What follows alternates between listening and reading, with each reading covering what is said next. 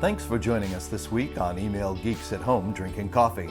Join your hosts Chris Marriott and Paul Schreiner each week as they talk email marketing, life, purpose, faith, but mainly email marketing. If you're looking for some normalcy in these crazy times, you've come to the right place. Hello, and welcome to another edition of Email Geeks at Home Drinking Coffee. I'm Chris Marriott with my co-host Paul Schreiner, welcoming you to this week's episode. Featuring Ryan Phelan. We're very excited to have him here today, but we wanted to go to mailbag before that.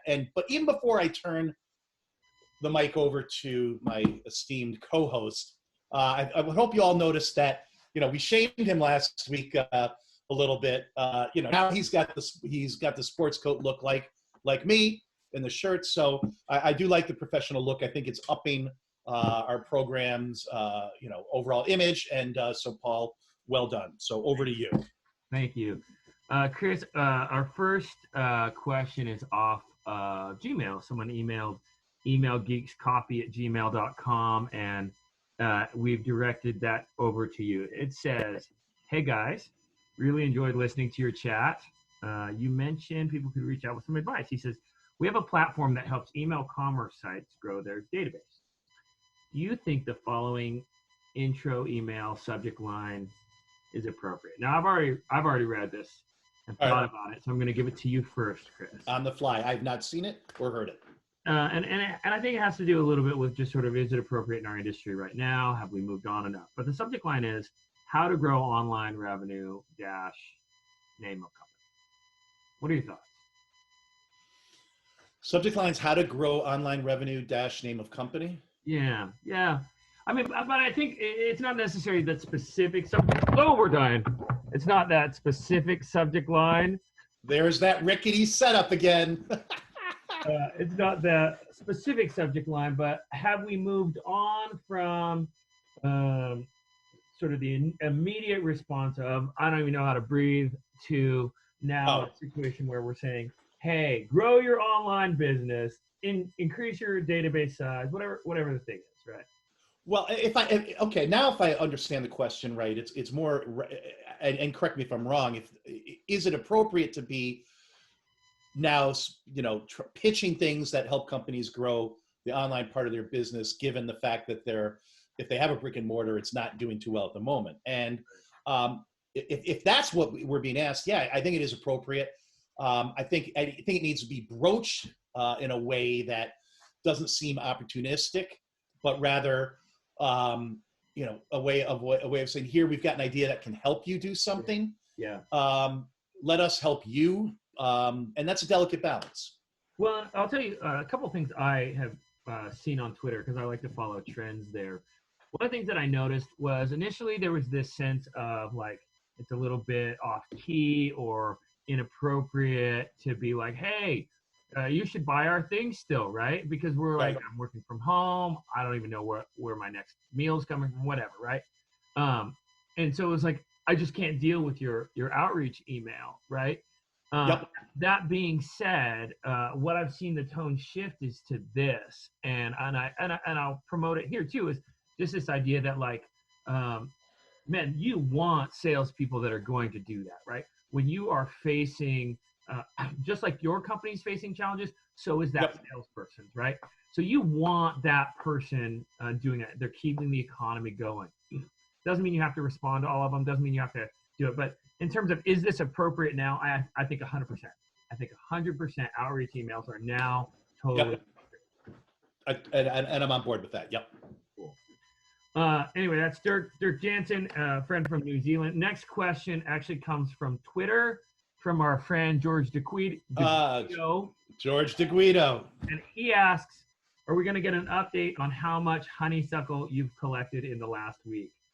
Chris, not to disappoint you, I've made some lo-fi charts as promised. Lo-fi. Can you see that, Chris? Yes, I can see that. Yes, very clearly, unfortunately. Looking at here, I've sort of drawn what a honeysuckle might look like, okay? Yeah.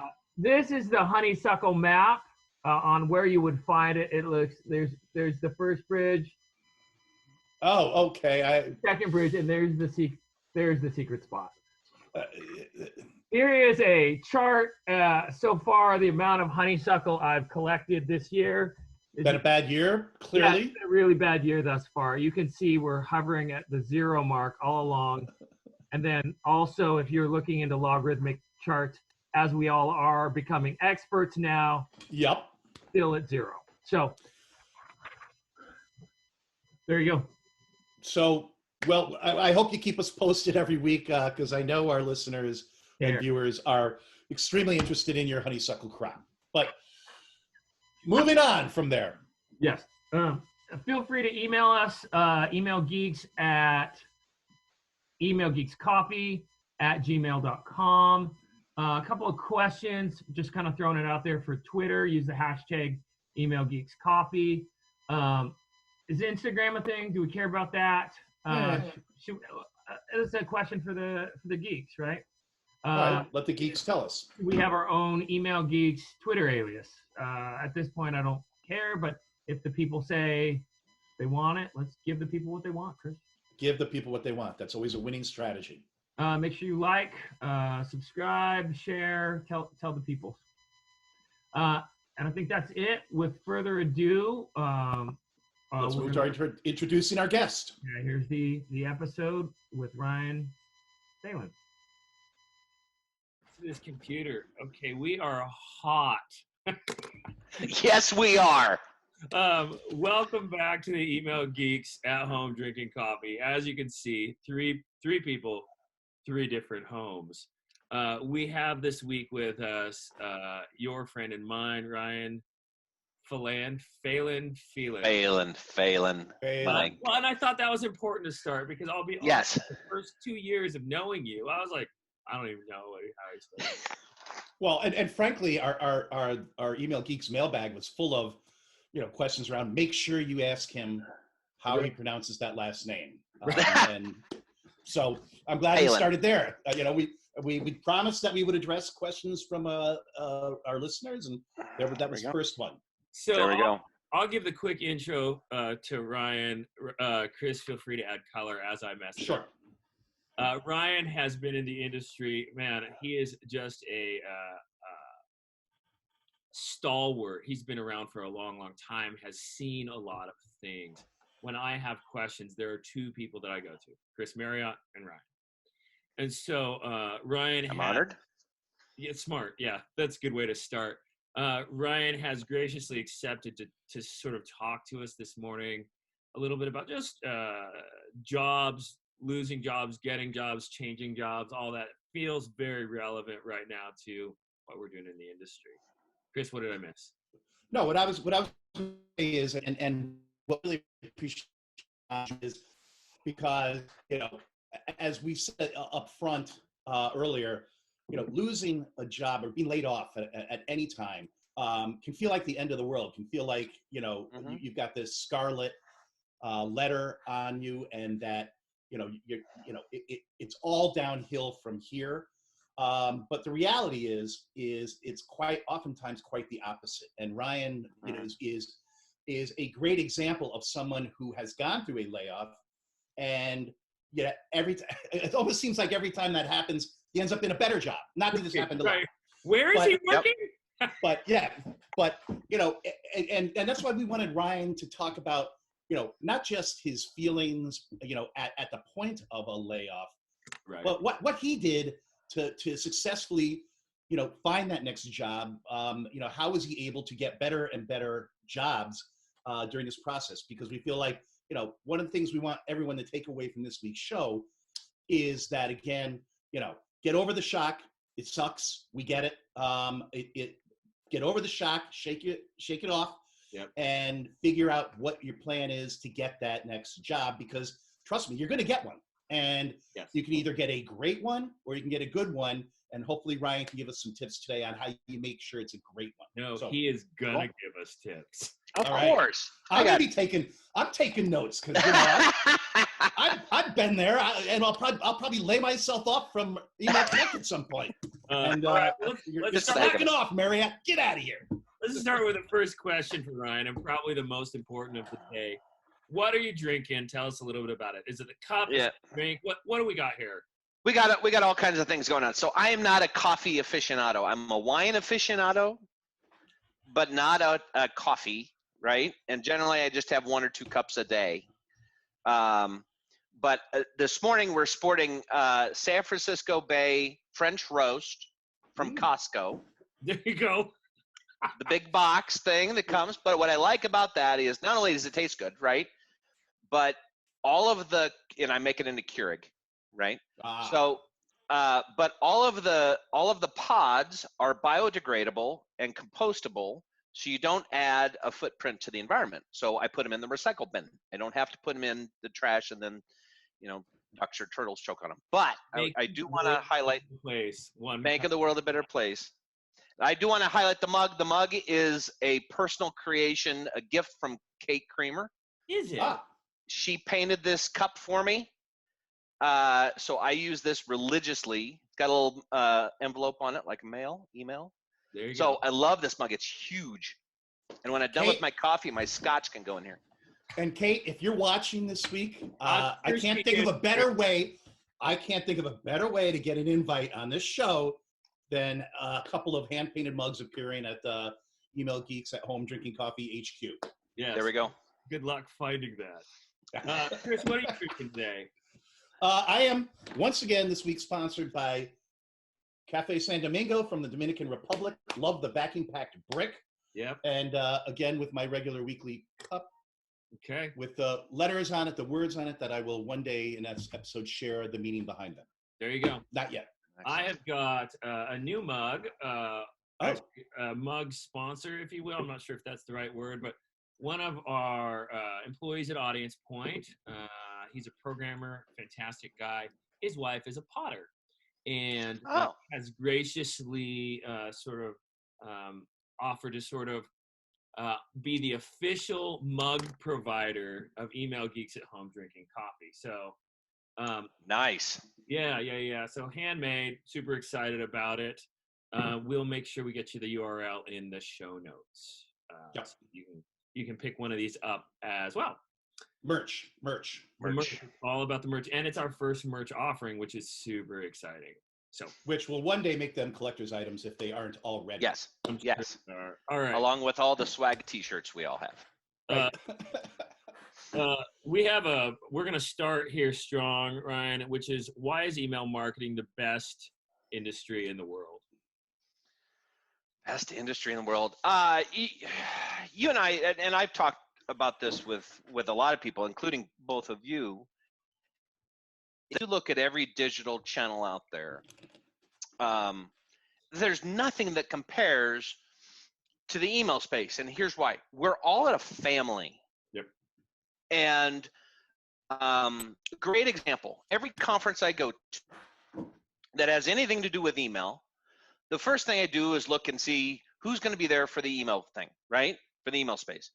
And I reach out to them. And I have, over the years, reached out to people that I was a direct competitor with, that was in a pitch the day before against our company or alongside the company, But in this space, I don't feel that anybody has ever looked at position or company. They've looked at who you are as an individual. And John Whitfield at Media Post put it the best way. I was talking to him one day about all the conferences he does and all the verticals he does and channels.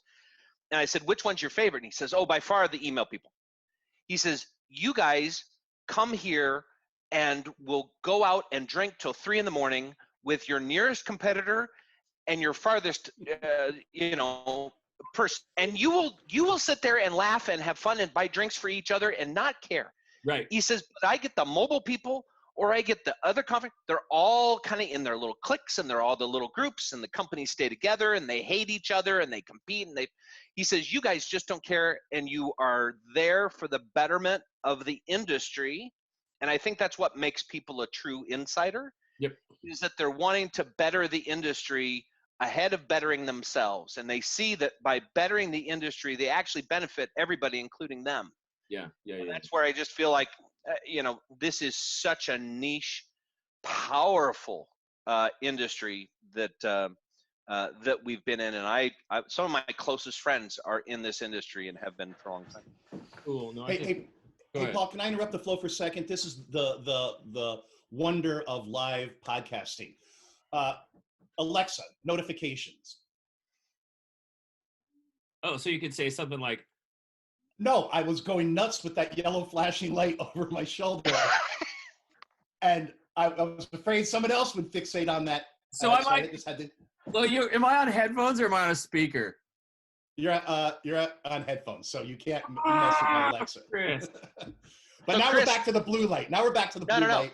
Chris, you tell Alexa to delete all notifications, Alexa. and it wipes them. Well, I think we're back to blue now. We're okay. Oh, okay. All right, sorry. No, it's all good. So It's the magic of live podcasting. yeah, Yes. well, It's all here. live recorded. Ryan, Chris, either you feel free to jump in. I think let's start by calibrating a little bit here. What is the difference between getting fired and getting laid off? Because that's important, right? Like, basically, I see the industry. I was on the phone with a friend this morning who is a spectacular marketer in her own right out of New York City. She was living with her boyfriend whose pay just got reduced as well. She was getting until the end of April. I mean, this is legit. And I think framing this for people who are in the midst of this situation right now, whether it be now or a year and a half from now when people pull this thing up, what is the difference between getting laid off and getting fired? Yeah, I think in my head, getting fired is a singular event. You got fired, right? And it's from a self-healing or just processing it. It sometimes is a very lonely experience. I think a layoff is a group experience where you can rely on the other people to help get you through this and talk it out and process it in a way. But a firing is a very personal thing that's like, did I see it coming? What did I do right? It's almost like getting broken up with. Yeah. Right? You get fired, it's like getting, your girlfriend or boyfriend coming to you and going, I'm not, it's not happening, right? It's not you, it's me. Right. So I think beyond that, there's just that how do I process this information? How do I go about dealing with it? And you have to deal with it. You have to, every time it happens, you have to sit down and process and let it all out and be angry. It's almost like the seven stages of grief, right? I should know this. I have a degree in psychology, but 7 stages of grief are very similar to what you go through. I didn't know you had a degree in psychology. I do. I also those. Certainly, and I would well paid for, yes. And I would add to what Ryan said, because he made some very good points. Even though you asked the question to Ryan, is if you're fired, typically you've been taken through a process where remediation, where they've said, here's what you're doing wrong. Okay, second meeting, here's what you're doing wrong. And as Ryan said, it's a lonely event. It's a singular event. And as you look back at you could probably look at yourself and say, yeah, there are things I could have done differently to avoid that, like listen to my boss. But in a layoff, again, the worst thing to do is to look back and say, what could I have done differently? Because to Ryan's point, probably nothing. I mean, you were part of a group of people who are a cost-cutting move by your organization. As I said, it's not a scarlet letter. There's not, you waste very little time saying, why didn't I see it coming? What could I have done differently? Because the answer to both those questions are, you wouldn't have seen it coming probably, and you probably is nothing you could have done. So move on. Okay, so I think that's a fantastic baseline. So I think I want to move a little bit into sort of that question of, well, how do you end the old one well, right? So we now have lost our job, whether it's through a firing or a layoff, either way. Firing, typically you don't have a 2-week notice of runway. Right. They walk you through the door. That's where the security guards come in. Right, and a lot of them very nice people. Not that I know from experience, but you've heard. I've heard there's security guards that are involved. Right. So how do you end it well, right? You're now in this place. You're a good person. You gave your heart and soul to this organization. it became a part of you. You're experiencing grief. And I think, I know we've all had those experiences. So I'm not necessarily focusing the question on just Ryan. Chris, feel free to pipe in either. Sure.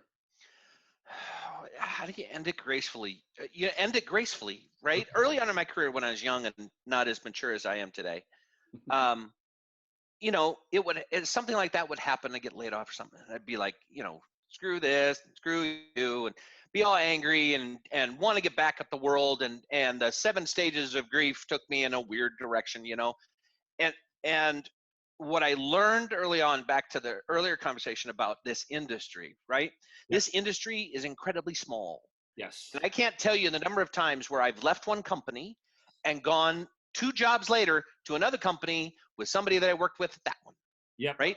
It is too close. There are too many degrees of connection. Too many people know too many people. Right.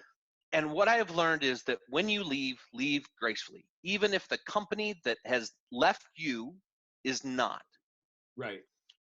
What was the great quote? Somebody told me the other day that he stole from a great thinker. It was Warren Buffett's business partner. Take the high road because there's not very many people on it. Yeah. Yeah. And that's the best way to do it, right? Move on. I think that's great advice, Ren. And I would also say, because I've been on both sides of it. I've unfortunately laid people off, and I've been laid off. And, you know, trust me, the people who have laid you off probably have a tremendous sense of guilt. I know I did. Yes. I mean, Yes.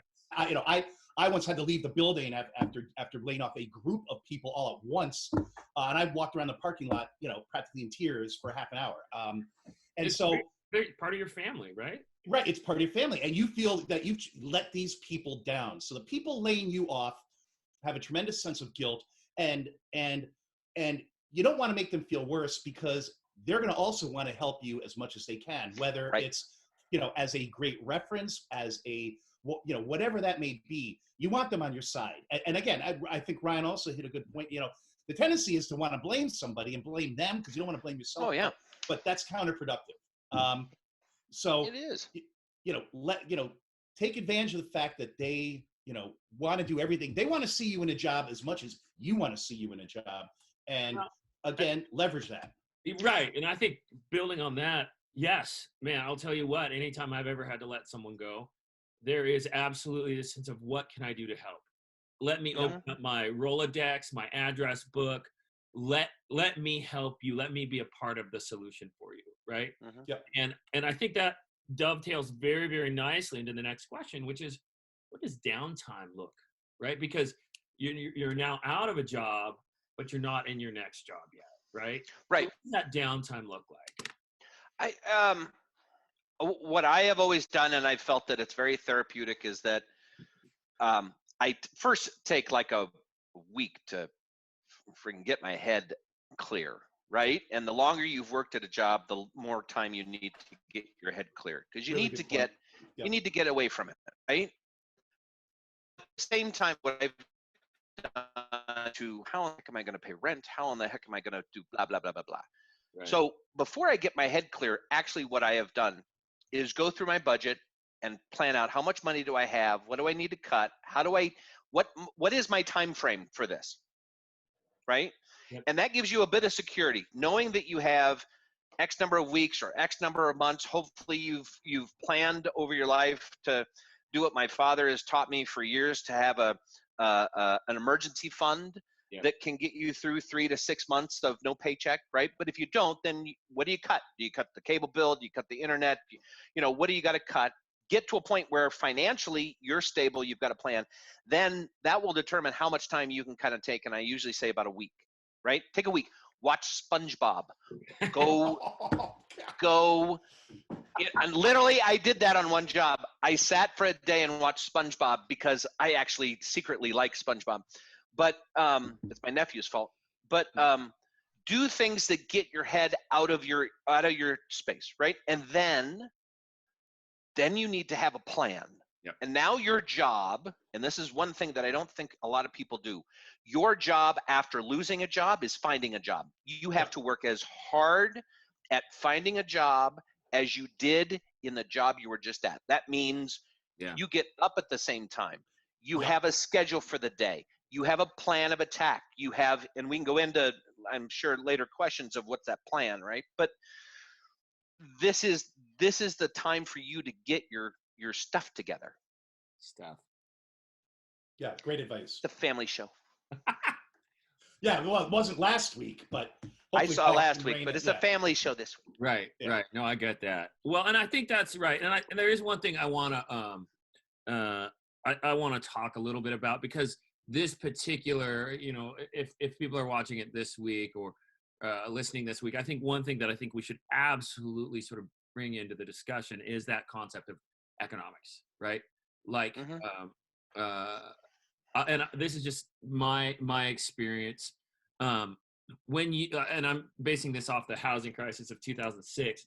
There was a moment where there was not work, right? I was doing all the things, Ryan. I was getting up at the same time. I was going to work. I was calling people and meeting them. I was driving over to Seattle. I was in Port Townsend at the time, and sort of buying coffee for people and listening and talking, right? The thing was, no one was hiring. And I think that will be a little bit of what we experience in the near future. Oh, I think in the near future that it's changed. And just in you talking about that, one of the things that reminded me in that finance thing, it's applying for unemployment. It's getting all those things lined up. And in your case, huh? No, go ahead. In your case, right? My father, very wise man, and one of the things he told me when I was looking for a job and I couldn't find anything, he says, "Well, then what's Starbucks doing today? Right. Mm-hmm. Right. And that, I think, What's Walmart doing today? it's not the job you want. It's not the one It's that not- you college. It isn't. But It's gonna money. put food on the table, right? And that's Right. And I want to take it even a step further, Chris or Ryan, because when we were in this period, there was a point in time where I have five children, and we just there's not money for food. Like we had reached that point, right? And I was doing all the things, and we ended up going to a food bank to get food. And I just want to say, listen, there is when you're providing for yourself, when you're providing for your kids, for your family, there is no pride here. No. I lost a job once, and I couldn't afford living where I was. I had to move into the basement of my best friend's house. And that's okay. And that was fine with me Yes. because I needed to this was the only way. There are a lot of choices in life, and we all make choices. But there are some times where you don't have a choice. You just have to do the thing. Yes. And it's not, you're absolutely right. It's not pride. It's not ego. You got to get rid of that. Because when you don't have a job and you're looking at a bank balance that's going to crap, you got to get creative. And if it means moving back in with your folks, then gosh darn it, it means moving back in with your folks. Mom and Dad, do you remember me? Yeah. Hey, I know I kind of ditched you at Christmas, but can I live here now? Or borrow money or whatever, right? But gang, these are very heart-wrenching stories, and I'm sorry, Paul. In your case, listeners out there, it's not likely to get that bleak if you work, if you hit the ground running and do as Ryan said, look for, make finding a job. And the other thing I would add there is, this is when you work your network. This is why you build a network to begin with. Point. Yeah. This is when you work your network and let everybody that, on the planet know, what happened and that you're available and that you're looking. And, and what I would say on the other side, because when we started this with Ryan coming in, I said, we want to give advice to people on both sides. If you haven't been laid off, what should you be doing? Well, what you should be doing is, doing everything possible to help those in your network find their next job. And there's a selfish reason to do that, because one day you're going to be the one looking for the job. It'll be you. Yeah, and if you've gotten them a great job, maybe they can hire you. But also that's what good friends do. And as Ryan also said, sure. we're an email family, and we look out for each other, and that includes at times like this. And that means if you're still employed, and you're fielding a lot of calls or requests for meetings from friends of yours that were laid off, take them. It can seem like a lot. And, Oh, and, yeah. and it can also be depressing for you. I mean, talking to people who've been laid off, I know can be, that's a burden, but you know what? You're the lucky one. You have a job, Right. and And help them out. I want Yeah. to add one thing here, and we haven't quite skirted it, but I feel like my story really does take it there, and I'm good with it. So our situation, we went to the food bank, and my wife is a vegetarian, or at least quasi-vegetarian, and fresh vegetables were just impossible to get. And so she walks in, and with I think she had the kids with her at the time, and a little old lady came up to her and said, why are you here? And she's like, well, I'm here to get food for our family. And the lady was like, would you like some corn? Which sounds silly, right? But it was one of those moments where the universe kind of handed itself down. I call it God. That's fine. And she said, I woke up this morning, I came in, and there was a batch of corn, and I knew I needed to save it for someone special. And she's like, the second you walked in, I knew I needed to give you this corn. Right now, corn it's a ridiculous thing, for $1, right? Whatever. But the deal was, this was, and again, this is not necessarily proselytizing, but it's more like, listen for the clues, because I do believe that there's this sort of bigger thing around us, and those are going to exist, and they're going to help you through the hard times. Oh, I agree. I totally agree. Yep. I think couple of thoughts. Number one, Chris, to your point, I think we're spot on. I think your network doesn't come to fruition when you lose your job. You have to work. Yes. You have to stay in touch with people throughout your career. Right. You can't just call them up one day and go, I got a job and I haven't seen you in 2 years or given a damn, but I'm calling you today. Yes. Right. It is throughout your time, you have to cultivate your friendships, right? Your network / friendships, and they are two different things. And I think that when you are in need, those friends come to your aid, and you need a lot of people asking a lot of questions and keeping their eyes open. And you're absolutely right. If somebody calls you and says, I'm out of a job, not only take it, but take the 20 minutes, the 30 minutes to connect, go through. And what I like to do when people call me and say I need a job is, okay, let's right now go through my LinkedIn and let's look for people that I can connect you with. And I make it a half hour to 45-minute call. We walk through LinkedIn, we walk through who I could contact, and I actually take the time to do it, because I swear that's what I want somebody to do for me when it gets bad. Yep. And it makes that person, I mean, again, I know from my own experience, if you're doing something, you feel like you're doing something. And that's so important to keep your morale up when you're looking for work. If as Ryan said, here's some connections I can connect you with, or I can give you to connect with. You say, okay, I'm taking a couple of steps. They may not go anywhere, but I'm taking a couple of steps, and I feel better, for doing that.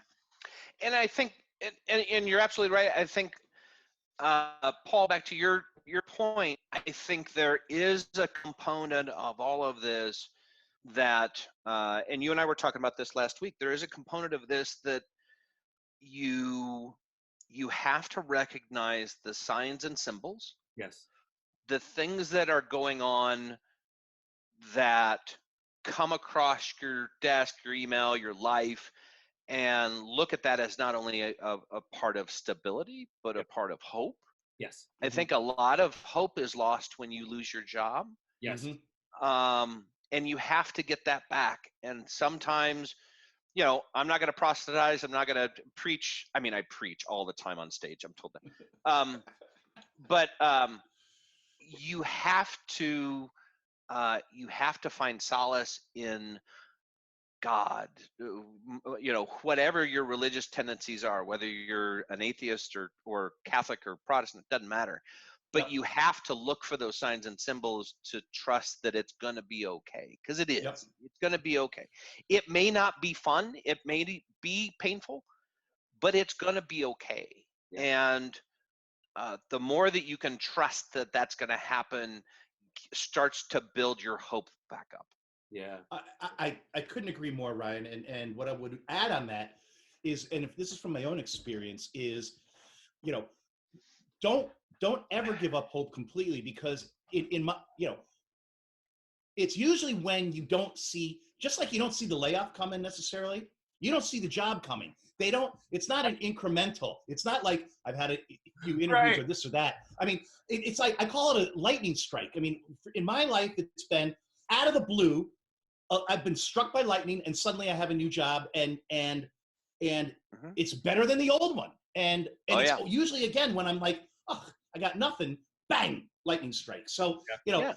that lightning strike's going to happen to you, and you have to have it, to Ryan's point and to Paul's point, you have to have faith that something is looking over you and is going to make sure that you are going to be okay, even when you don't feel like you're going to be okay. You are going to be okay. And maybe you Perfect. don't label it God, just call it positive energy. We're all good. Yeah, yeah. Karma. Karma. But perfect story to demonstrate, Chris, what you said. The job I had at Blue Hornet years ago, I had left Sears. I was doing my network, calling my friends. I called Andrew Kordick, who used to work for me. Yes.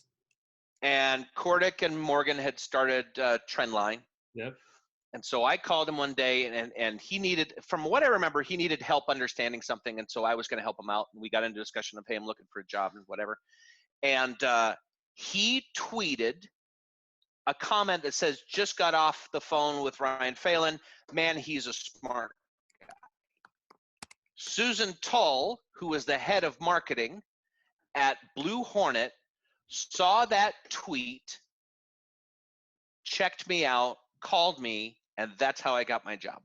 Yep, I love that. It's one of those things, it was just like everything lined up in the universe, and it happened from just having a conversation.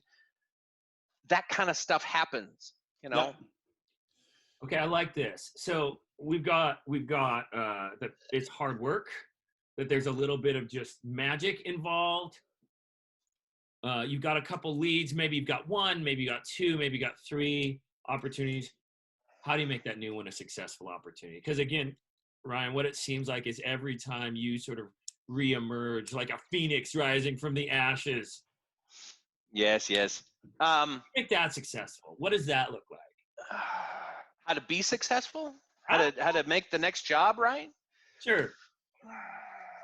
Chris, that's water. I'm out of coffee. You want me to leave the room? Yeah, you're right, but I'm out of coffee. And unlike you, I can't ring a little bell and have somebody bring in a cup of coffee for me. I'm not I can't, fancy. but the dog comes if I ring a bell. So I have focused a lot on my career, and I know a lot of insiders, a lot of you and Chris and a lot of people. In marketing and consulting for companies, I focus a lot on brand equity. Yep. Realizing what the company is about, how it's positioned, what it stands for, how it puts that out, and is it all aligning to a consistent brand equity across all the channels, right? And I don't think that a lot of people think about that way, but I take it a step further and look at my personal brand equity. Sure. And what is Ryan Phelan in the industry? What is my beliefs, my practices, my way of doing things, right? And I think if you start to think of your career in terms of two things. Number one, what's your personal brand equity, and how do you demonstrate that not only within the job, but outside of the job? Right. But then also it is, and I was telling this to somebody the other day, your career needs to be, what is the end point? Right. Envision what the end goal of your career is, and then work backward to what you need to do to get to that end point. So I wanted to be a CMO. Had wanted to be a CMO for a long time. And so from the beginning of my career at giftpoint.com back in 19, what things do I need to learn to get me to that point? Yep. And I feel like I've done a good job networking and recognizing my personal brand to position me in those right jobs and careers, and having a list of things that I want that job to accomplish for me. Right. And I think another, particularly if you're on the services side of the business rather than the brand, if you're on the services side of the business, I think one of the things I learned was, a guy I worked with several years ago. His attitude was stay close to the money, stay close to the money, and by that he meant, again, when there is a layoff, let's say you're not an agency, when there's a layoff, and they're not saying who's smart, who's not quite as smart. Right. What they're doing is saying who, if we let go, potentially will hurt a client relationship. Yeah. And it often comes down to that. And so the more valuable you are, staying close to the money means make yourself indispensable Yes. to certain clients. Well, And that is one way to, and I mean, I make it sound easy, but sometimes you're assigned to the client you're assigned to.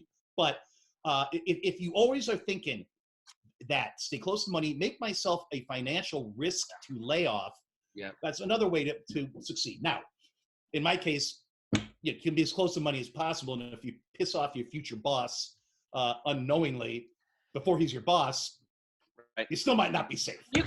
And you can always, I mean, one position I had, I was incredibly successful at what I was doing. I was making the company literally millions of dollars through the things we were doing, and I still got laid off. Right. And sometimes it doesn't matter how great, Chris, to your point, how great you are. Yep. Sometimes it just happens. And my early mentor from long ago told me, never turn down an interview. Correct. Never turn down, somebody wanted to talk to you about a position. Never do that. Yep. He was famous in saying, I have interviews once a month because people are Good always advice. coming, asking me and stuff. Always keep your options open.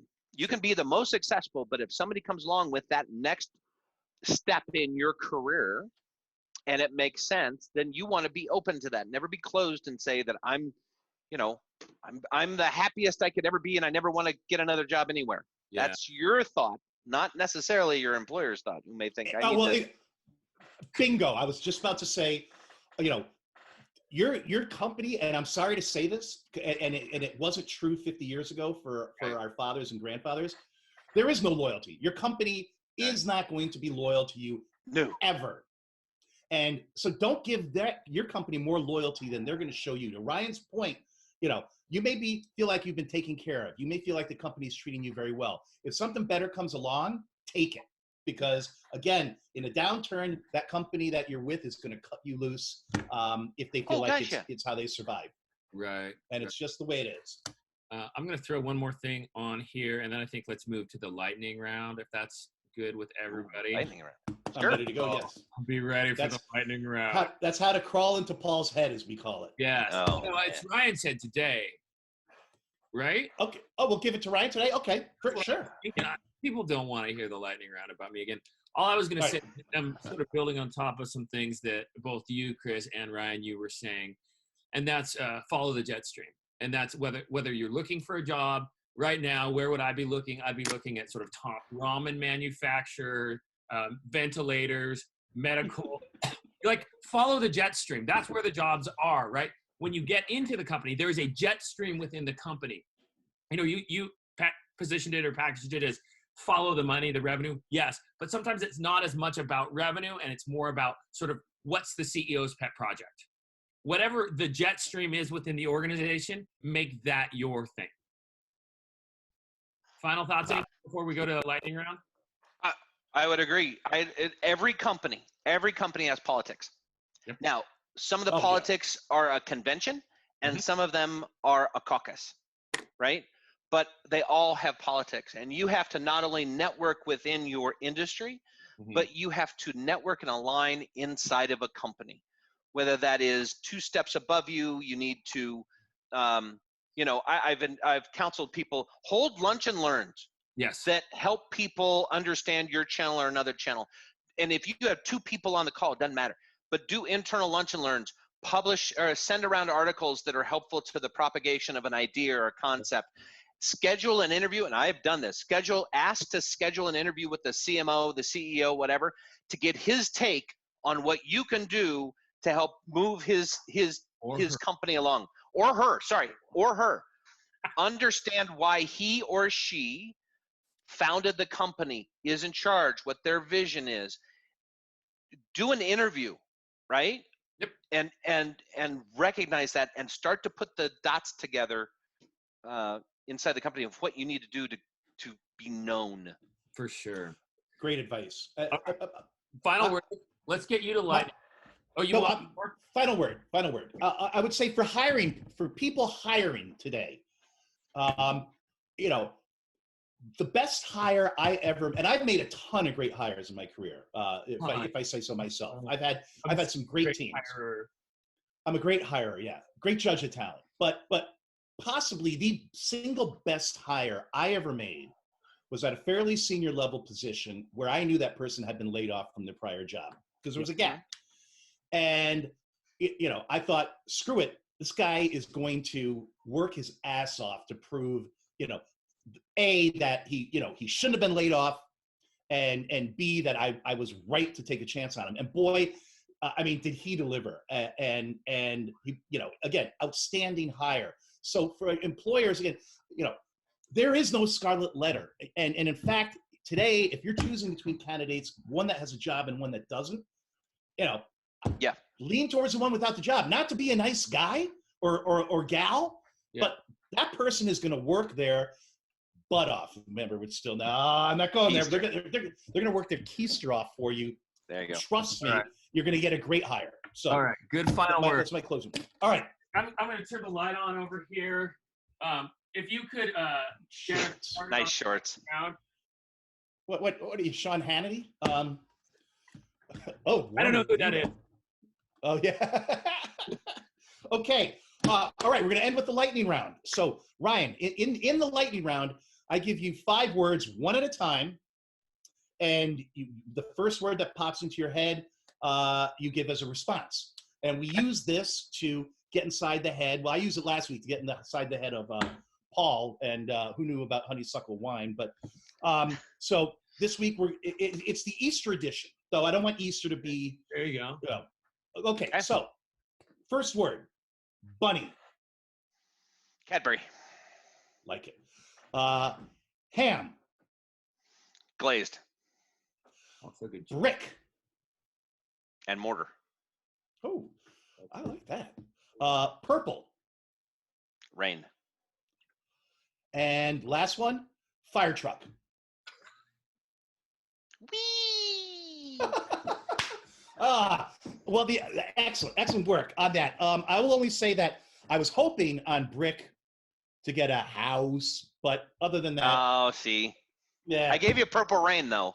I know So- you did give me purple. You rallied on the purple rain, and there was nothing that leads me to think I need to call a hotline after Yes. last week's Paul's answers. I was Although- reaching for the hotline.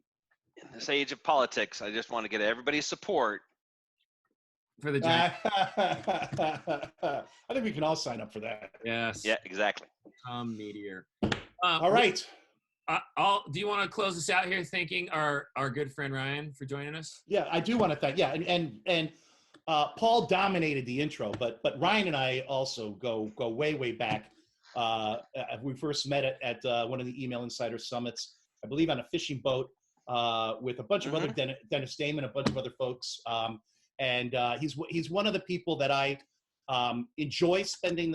He's one of the guys I when I go to a conference, I hope he's going to be there. We make sure to carve a lot of time out. We have a lot of fun together. I've learned a lot from him. And again, Ryan, we were delighted that you would join us today. Your input was awesome.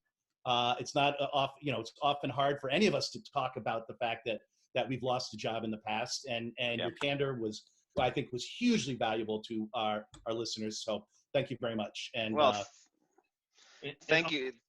Go ahead.